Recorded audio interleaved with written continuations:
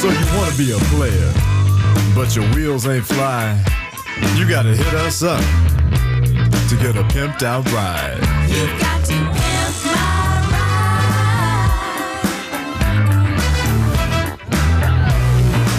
ride. Damn right. You've got to pimp my ride.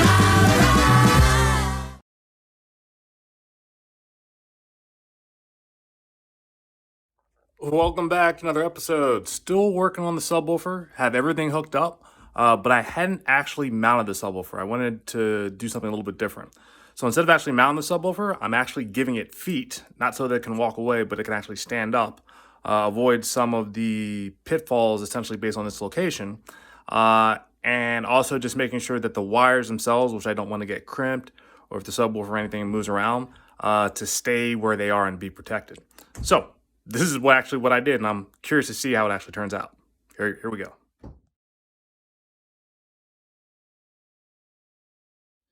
All right, so this is the subwoofer, the JBL Bass Pro SL2. What you actually see in these four corners here are where I actually got screws from Home Depot. I got machine screws, 2.5 inch. And what that actually allowed me to do is actually put these feet on the bottom. Now, the feet don't need to be super long, but I wanted to raise the subwoofer up enough so that the wires can actually run underneath. I didn't want the wires to be crimped or sort of pulled in any direction. So by lifting this subwoofer up, I'll have a little bit more room to do that. The actual feet that I got heavy duty anti-skid pads. So if they're sitting on the floor mats, they're actually not going to move. Rubber against rubber actually is going to, be pretty stationary enough for everything that I'm considering. And what I have in addition is I'm looking to mount this subwoofer in the opposite direction of what I previously had it. So before, if you're sitting in the back seat, I had the wires right here, so I had it twisting around. But there should be enough room for me to turn it. Subwoofer may be a little bit further back as far as its positioning. However, I got this at the dollar store. This is just essentially an organizer. But what I should actually be able to do with that is put that right here, and actually fits pretty well. Stays within the full width of the subwoofer itself. And I can actually attach it to the feet here and here. And any peripherals that are in that area, it'll protect this. If this does get pushed a little bit or slide, it'll protect the wires from actually being sort of pulled around and moved. So that's what I'm looking to do next. And I'll show you how that process goes as far as the installation. And then the other thing that I plan on doing once everything's in place to make sure that this doesn't move around is I have twist ties, which I plan on using to anchor to the feet so this thing won't move anywhere or go too far. Again, I wouldn't expect anything to happen, but we'll see. All right, so more coming up, the actual installation.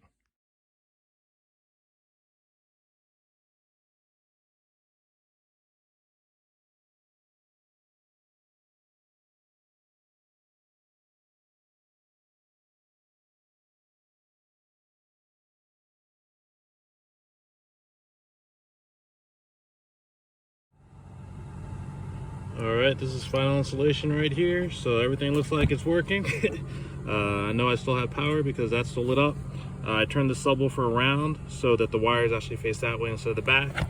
So if anyone does rub their feet up against here, I don't have to worry about that too much.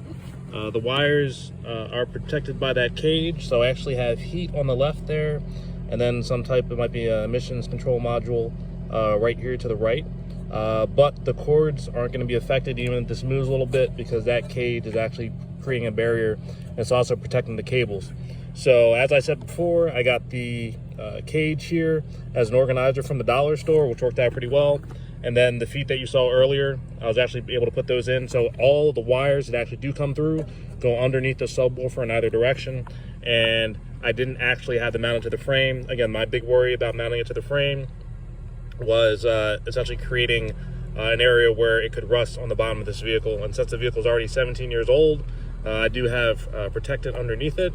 Just didn't want to risk it. It didn't seem like it made sense. Plus, if I needed to do any type of modifications or any updates, this slides right out, which is great. And then what I can also do is just put another floor mat here. And then when I actually pull the seat back, that's a wrap. So officially done on that. On to the next project. All right, bye. Damn right.